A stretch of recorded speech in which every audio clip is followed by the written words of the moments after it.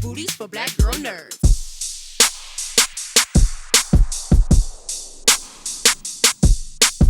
Hi, Very Chalice. good. How are Hi. you? I'm doing great. Thank you guys so much for speaking with me. I'm very excited to talk about the show. I just got to refresh on the 2 episodes they sent us and very excited about it.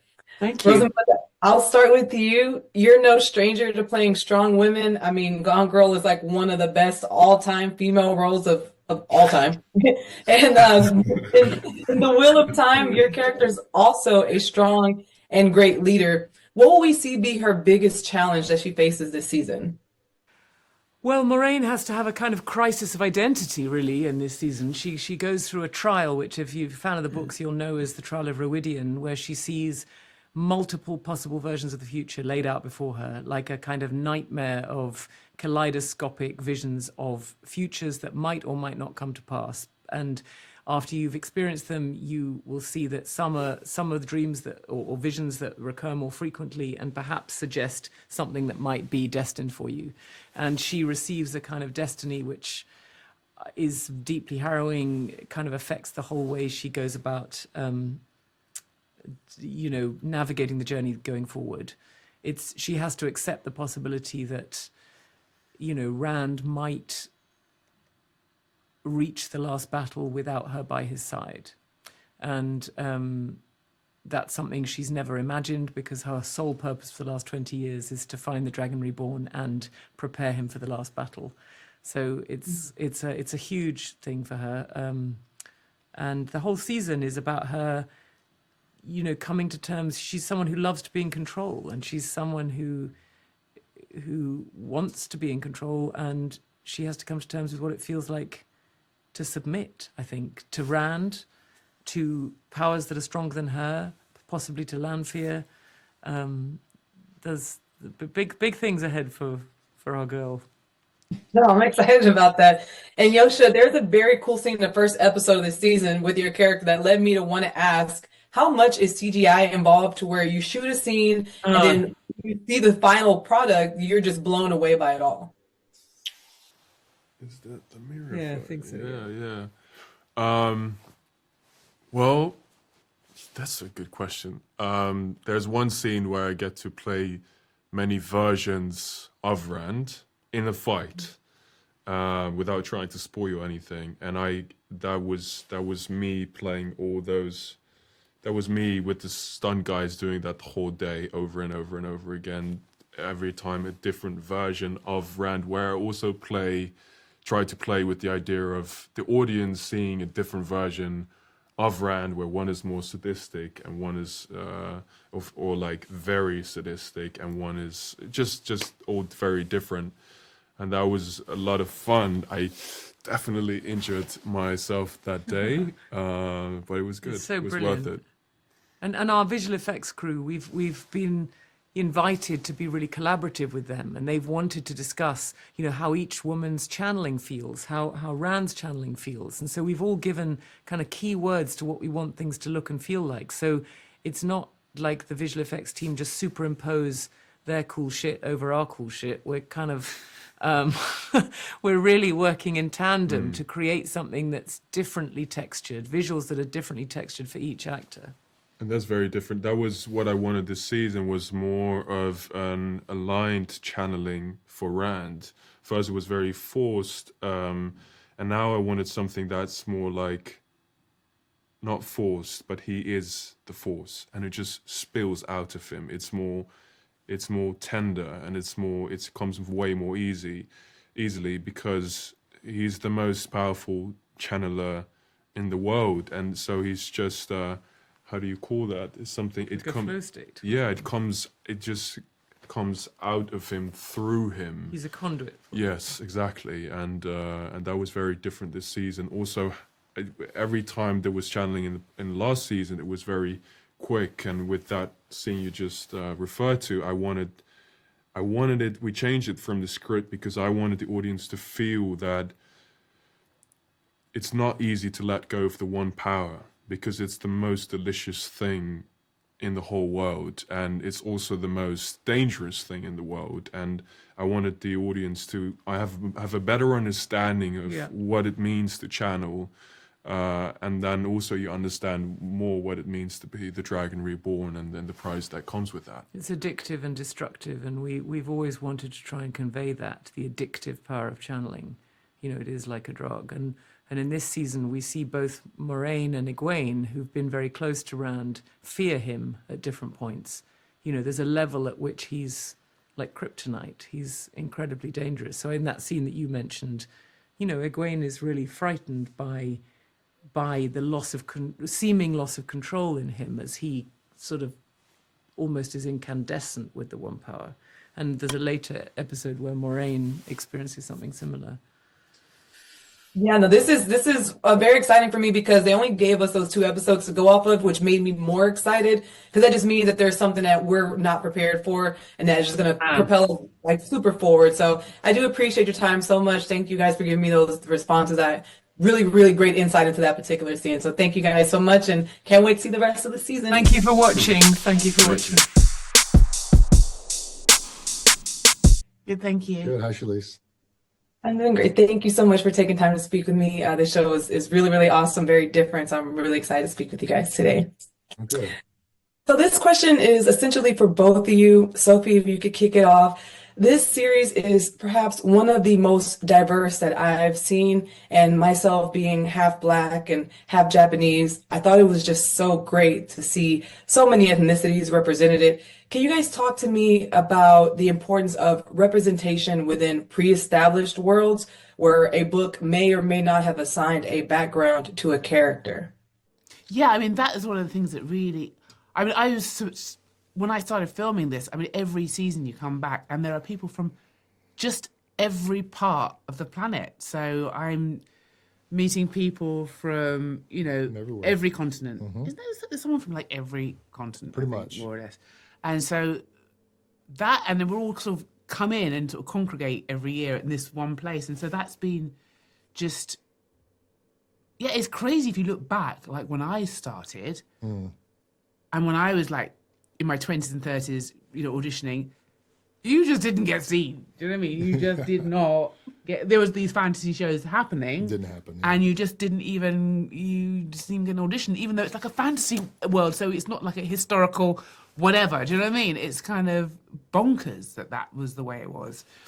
So yeah, for me, this is so refreshing now, the way it is, yeah. Yeah, I don't think either one of us would be sitting here if it weren't for how diversely this is cast. And you can speak to Robert Jordan's writing as well, because it's written a bit that way. And I think that it's just the best people for the roles.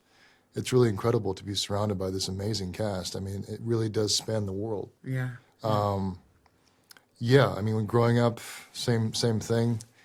All the Asian characters were kind of like sidekicks or sort of computer guys or martial artists, and it's just nice to. I never thought I could play a king on or uncrowned king on a fantasy show. This is very, very exciting for me, and I know for the rest of the cast as well. So we're just so proud. Yeah, especially when I was younger, it was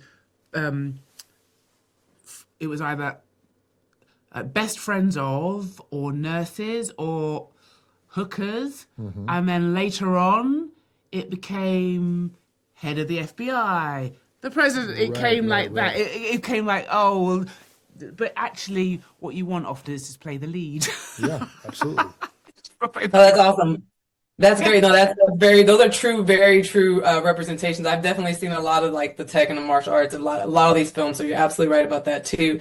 And this is a question that I'm asking everyone in the cast. So you guys have been tasked with a really cool responsibility to bring to life a book or books. And in this case, I'm wondering, do you guys have anything that was brought to life? Any film or any book that was turned into like a series or a movie that you were like, this is a really good adaptation?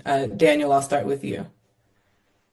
Well, I was a huge fan of Japanese anime growing up and things like that. So it didn't do as well as I hoped it was, but I was excited for Cowboy Bebop, to be honest with you, when they remade it recently. I thought John, who's a friend of mine, did a great job, and just unfortunately didn't work out. But that was one I was very excited for. I grew up on the sort of Lion, Witch, and the Wardrobe films as well, books as well, and you know I was a big fan of those when they came out. So, but yeah, I mean, Lord of the Rings, obviously, and Wheel of Time are very close to my heart as well. And I for you, Sophie? can't think. I watched My Brilliant Friend the Oh, other time, yeah. and that was a really good adaptation. I haven't watched the third season, so I don't know how that goes, but the first two I thought was really good. So, yeah. Well, thank you guys so much for taking time to speak with me. They were only giving us the first two episodes, which was great because it let me know there's so much more to come that they don't want to spoil for us. So I definitely appreciate your time. The series is great, and I can't wait to see what you guys do next. Thank you. Good, thank you. How are you? How are you? I'm doing great. Thank you so much for taking time to speak with me. I'm excited to talk about the two episodes that I got. I'm very geeked about it. Dónal, I'll start with you. You came in for season 2, and now we're rolling into the third. How has your level of comfort changed now that you're returning to a familiar setting?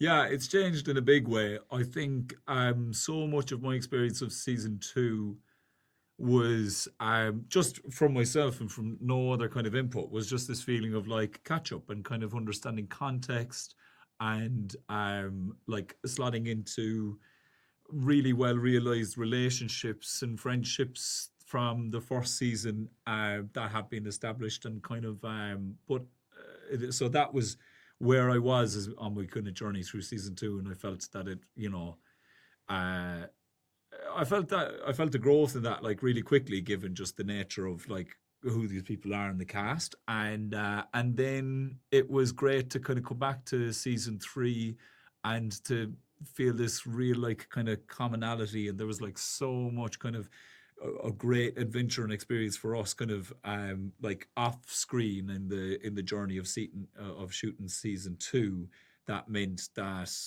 we had this kind of shared ground. And like, yeah, I think that is purely testament to the cast, and I would genuinely say particularly Marcus for making me feel like so kind of welcomed into like such a big show. Yeah, he went above and beyond, so big up. Well, yeah, well, typically when we get to see shows in advance before we do the interviews, they usually give us quite a bit of episodes. But in this case, we only got 2. So that actually led me to believe that there's probably a lot that unravels that they don't want spoiled for them. But from the first episode I saw a big theme of trust, like who you can and can't trust. So Marcus, Perrin has been on quite a journey for the couple of season. And what can you say fans can expect from him this season? Yeah, no, so I think in those couple of episodes, everyone's starting to kind of realize where they might need to go or what's calling them or what they need to fix. But I think kind of Perrin kind of realizes he kind of just wants to go home at this point, and kind of realizes that he's just like, I'm not really feeling this anymore. And yeah, has that kind of longing to kind of return back to the place, yeah, where it all started. And I think but from doing that, I think he slowly kind of realizes that there's disruption there, and also this kind of chaos. This idea that you can kind of maneuver his way out of it actually isn't possible, and there's threats not only when he returns, but to his kind of like hometown, his loved ones, his family, his friends, and he has to kind of like decide if he's going to be this person with everything he's learned on this journey in the previous seasons. Can he kind of help them in any way, or is he even responsible for these threats coming? So I think he has to kind of step up and not kind of hide behind some of his friends and stuff that he's done in the past. He's kind of left alone, isolated with none of the other gang, which I think is quite interesting for his development. Gotcha. Okay, and this is the last question is for both of you guys. Dónal, I'll start with you. You guys have been gifted with a really cool responsibility to bring to life a series that already has a huge following. So with that being said, what adaptation of a book or anything like that you've really thought exceeded your expectations when it was brought to life? Do you know what? Like instinctually, I'd just say Harry Potter. I don't know. I just think because like the fans that I meet of the Wheel of Time have that great thing where it's like the source material is so wide, so vast, there's so much of it that naturally, unless you're a speed reader, and I am not, it takes time to go on this journey with these people, and so you kind of feel like you're growing up with the characters, you're changing in the time that you read them, and you see how much their life is changing in the time that it takes you to read it. And I just really felt that with Harry Potter. I just think like I was really like I would compulsively read the books as a kid, just like in a kind of a worrying way, and then getting to like see that realized in cinema, it was just like they were really thrilling, like kind of benchmarks in my childhood. I think, yeah, to be honest. Yeah, and I think Lord of the Rings really. I think there was something in those books of like the scale that was kind of translated to screen in a way that I still think is kind of like a barometer of how things are kind of filmed and shot and like a benchmark in a way. And I think the scale and magnitude and to push boundaries as well. I think for those kind of films, I thought was just incredible. And I think so many things from that. Whether it be sort of like visual effects or makeups, prosthetics and things that we use today, I just feel like that was kind of like groundbreaking at the time. So yeah, I'd probably say Lord of the Rings. Those are both great choices. I mean, you can't go wrong with either one. A little world that they brought to life that we never even envisioned. So that was really cool that you guys both picked those. But I do appreciate your time very much. I can't wait to the rest of the episodes with the rest of the world. So thank you so much for speaking with Black Girl Nerds today. Thank you so much. Thank you. I'm doing great. Thank you so much for taking time to speak with me. I really appreciate it. And the series is great, so I'm excited about it. Thank you. Awesome. So The Wheel of Time still ranks in the top 3 biggest series debuts on Prime Video. So now that we've made it this far to season 3, how did you want to elevate it this time around and really continue to impress the fans? Yeah, I think something to me that is always the most important about television is that actually like shows get deeper and you get more involved with the characters the longer they go on. And I think a lot of television storytelling now is very like first season focused. And so one thing that's exciting about this show and about the books that we get to adapt is that they do get so much deeper and they get so much better the deeper you go in them as you really come to understand these people and what they want from the world, and then you're seeing them in these massive struggles to get it. And so for me, the deeper we make it into the series, the more exciting it is, because you get to tell those stories in a way that can really only be done in television. You could never do this kind of storytelling with a movie. That's true, because you get to develop each storyline and focus on each character in different episodes. So that's a really good analogy of that. And the first episode kicks off with a bang and throws us right into the action for what felt like the entire episode.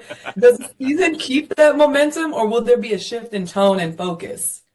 Yeah, I mean, I think one thing we always try to do is surprise people as we go. So I think the opening is definitely a big surprise. And then there's more surprises the whole way you go through it. You know, we have 2 different episodes this season where the whole story shifts suddenly to something different, and we spend the whole episode with 1 or 2 characters. And so I think the whole season continues that kind of storytelling of like, you won't necessarily know what to expect from the show, either plot-wise or also structurally, how we're approaching it with the episodes.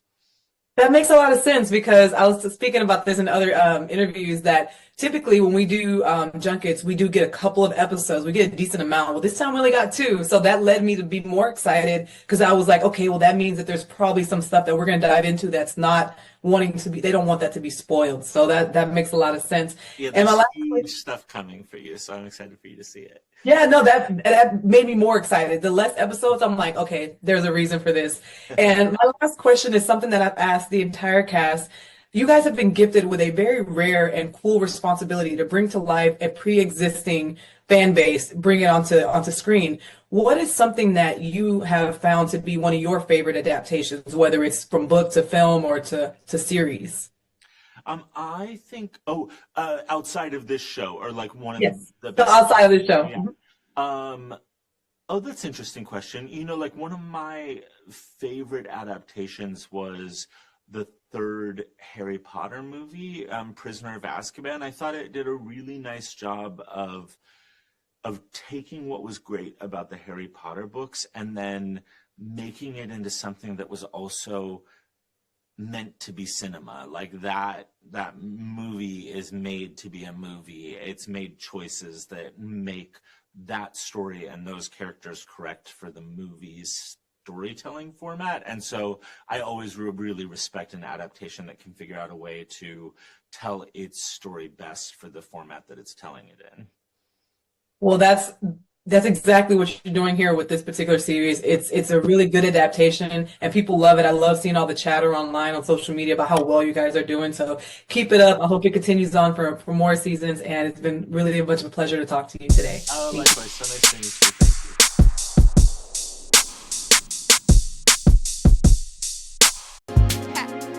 Better shake your booties for black girl nerves. Better shake your booties for black girl nerves.